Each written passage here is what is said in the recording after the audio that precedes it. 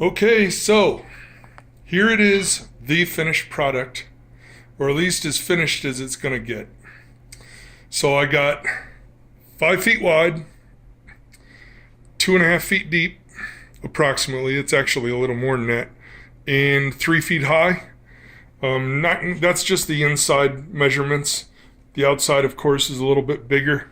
And I was lucky that I managed to get it through that doorway and out the front door, because I was accounting just for the width of the door and not counting that I'd be adding more width to it with the trim. Like I've said many times before, I am not a trained professional. Do not try this at home.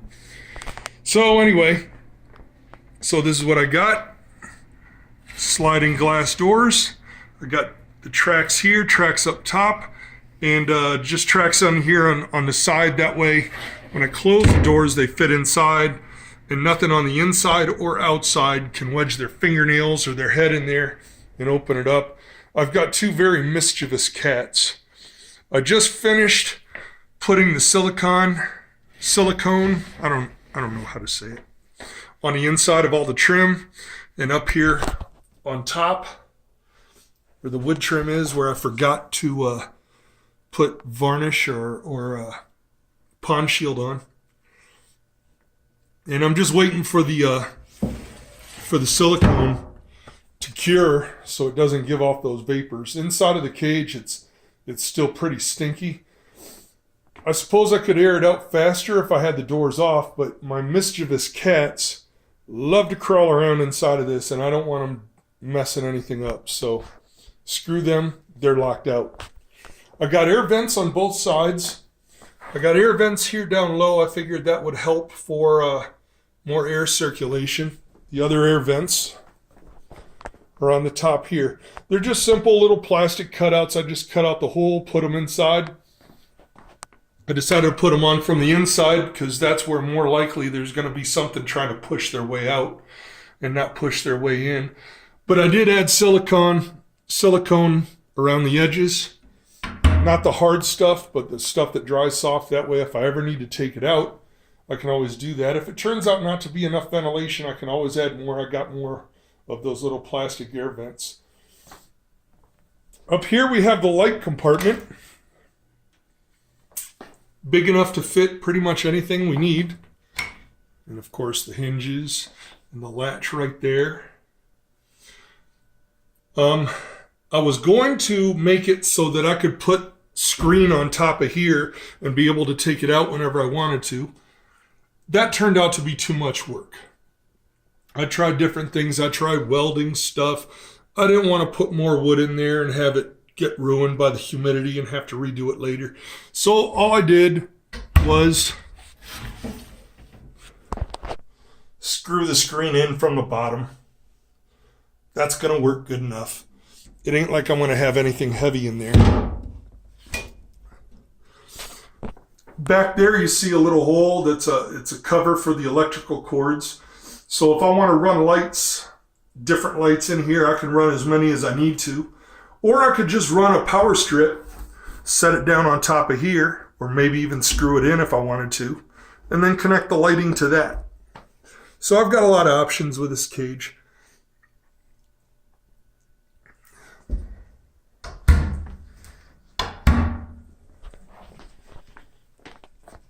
And here's the back side for the electrical wiring, electrical cords if I want to put those in.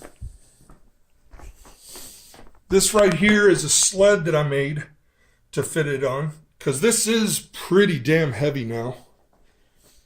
And I don't want to be moving it around whenever I need to move it away from the wall to clean, or if a critter gets loose and I have to go dig it out. So I made this sled out of 2x4s and 2x8s, or maybe, no, this is a 2x12 right here, with the wheels, locking wheels. So I can put this on top or take it off, and I can move this around any way I want to, however I want to do it. So all I got to do is wait for the silicone to cure, and it's ready for the critters. So I'm thinking I'm going to have about 3 or 4 inches of substrate.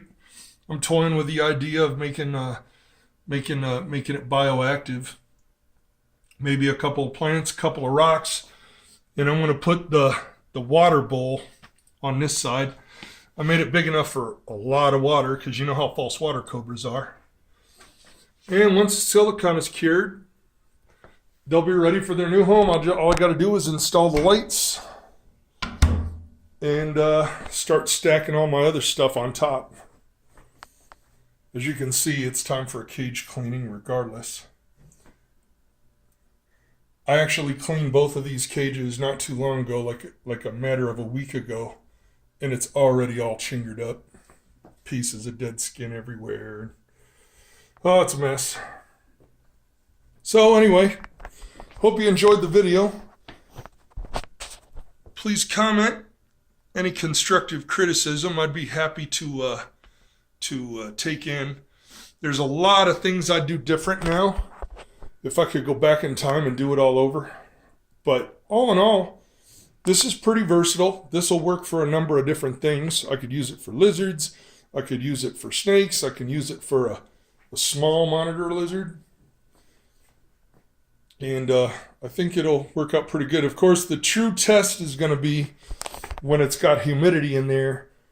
And then I start seeing little problems with the humidity getting through. But I don't think that I'm going to have that problem. All the edges have been silicone, including these little fellas right here, the ones up top.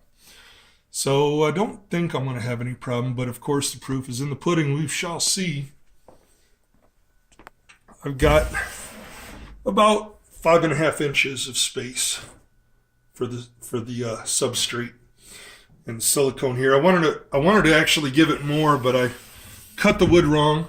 By the time I realized I had the wood cut wrong, it was too late, so I just had to live with it. But no big deal. I'll tell you, if you're going to start a project like this, it is a must-have to have a table saw. You need a table saw, because just doing it by hand like I did it, 90% of this project, I just hand cut with a hand saw. And I mean, not a hand saw like, but a hand saw, battery operated, one of those deals. And I can't draw a straight line, much less cut one. So that's as best as I could do. Got plenty of reinforcement on the top here, so I could stack another cage just like this on top of it, and it will hold. Again, I'd like to thank Serpa Design for the inspiration to build this cage. I didn't do nearly as good or a professional of a job as he did, but I borrowed a lot of his ideas, and I think it worked out pretty well. But we'll see once I get the critters moved in. I'll put a link to Serpa Design in the description of this video when I get a chance. He does an excellent job of explaining everything, and it's not boring and very informative. So have a good day.